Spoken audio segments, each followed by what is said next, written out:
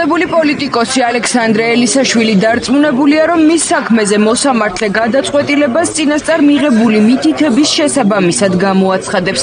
ეს განცხადება ელისაშვილმა სხდომათა დარბაზში მას შემდეგ გააკეთა, რაც მოსამართლე გიორგი გელაშვილმა მას სიტყვის უფლება არ მისცა. თანაც ისე, რომ უარის მიზეზი არც კი განუმარტავს. არადა პოლიტიკოსს უნდოდა ეკითხა, რატომ არა ამ დრომდე დასჯილი ის პოლიციელი, რომელმაც მასზე ფიზიკურად იძალადა.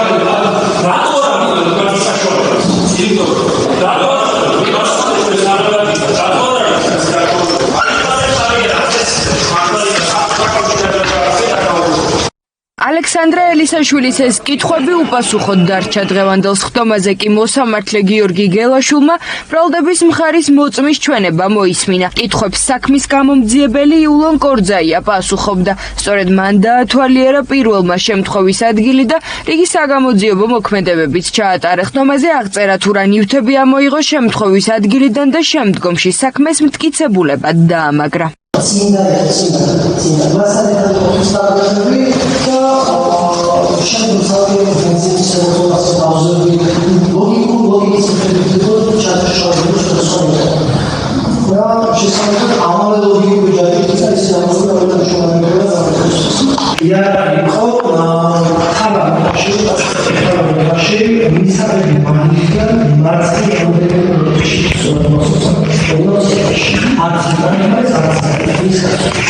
გამომძიებლის მონათხრობზე კითხვები გაუჩნდა თავად ბრალდებულ ელისაშვილსაც და მოწმეს მოუწოდა ინდივიდუალური ინტერპრეტაციებისაგან თავი შეეკავებინა.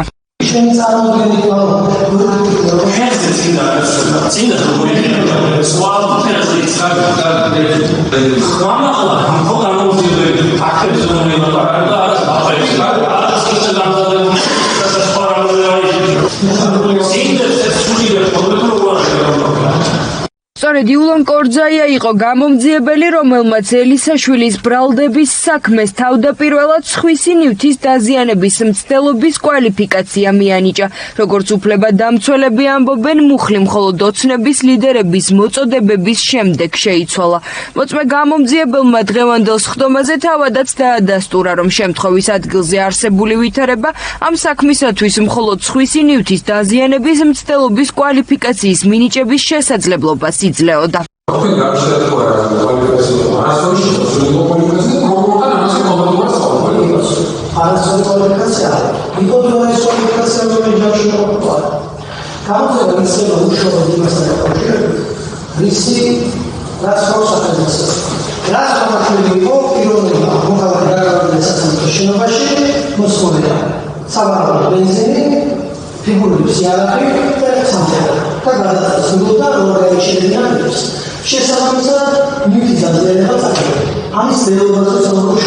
დაცვის მხარე განმარტავს, რომ საქმეში არსებული მტკიცებულებებით არ დასტურდება ელისაშვილის მიერ ჩადენილი ქმედება. ამის უმთავრეს მიზეზად კი პროკურატურის ერთ-ერთ მთავარ მტკიცებულებას გაწყვეტილ ვიდეო კადრს ასახელებენ. კერძოდ ვიდეო ზუსტად იმ ადგილასაა შეწყვეტილი, სადაც ნიღბიანმა პირმა გამოძიების მტკიცებით ალეკო ელისაშვილმა შენიღბული სახე უნდა გამოაჩინოს.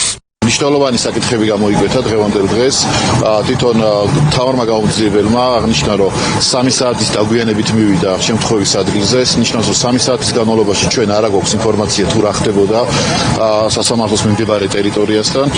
ვინაიდან მოგეხსენებათ, რომ ვიდეო ჩანაწერები წყდება 5-ის ნახევარზე და ხოლო გამომძიებელი ადგილზე მიდის 7 საათზე და 10 წუთზე. ნიშნავს, რომ დაახლოებით 2 საათნახევარი 3 საათის განმავლობაში ჩვენ ინფორმაცია არ გვაქვს. თუ კონკრეტულად რა ხდებოდა, იმიტომ რომ აქ ყოფილიყო მტკიცებულებათა განადგურება, მტკიცებულებების შეცვლა.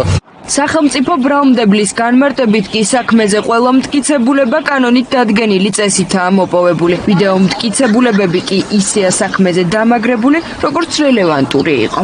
თუ თუ რომელიმე პირს ან დაცვის მხარეს ეს საკითხი, ან ნებისმიერი სხვა საკითხი, ან იმ კონკრეტულ დღეს თბილისში არსებული რომელიმე ვიდეო ჩაწერის ნახვა დასჭირდებოდა, რომელიც რომელთან დაკავშირებით ჩათვლიდა, რომ იქნებოდა საქმესთან შემთხვევაში, იქნებოდა, განმარტავ, რომ მას ასევე გააჩნდა როგორც მხარესუფლება მოეპოვებინა დამოუკიდებლად ჩანაწერი, რომელიც ჩაითვლებოდა, რომ იქნებოდა მისთვის მნიშვნელოვანი. თუმცა შემიძლია გითხრათ, რომ არც ერთი ჩანაწერი ამ შემთხვევაში ბრალდებულთა მიმართებით ვერ იქნება მისი გამომართებელი, ვინაიდან ჩანაწერები, რომლებიც არსებობს და ობიექტურად შეიძლება იყოს კონკრეტულ სისხლის სამართლის საქმეში, არის ჩანაწერები, რომლებიც ასახავს ბრალდებულის მიერ დამარცხების ჩანაწერს. ალეკო ელისაშვილს ბრალის დამტკიცების შემთხვევაში 10-დან 15 წლამდე პატიმრობა ემუქრება. მას ტერორისტული აქტის მოწყობის მცდელობას ედავებიან. დაცვის მხარე ბრალდების ამ კვალიფიკაციას კატეგორიულად არ ეთანხმება და საქმეს პოლიტიკურად მოტივირებულს უწოდებს.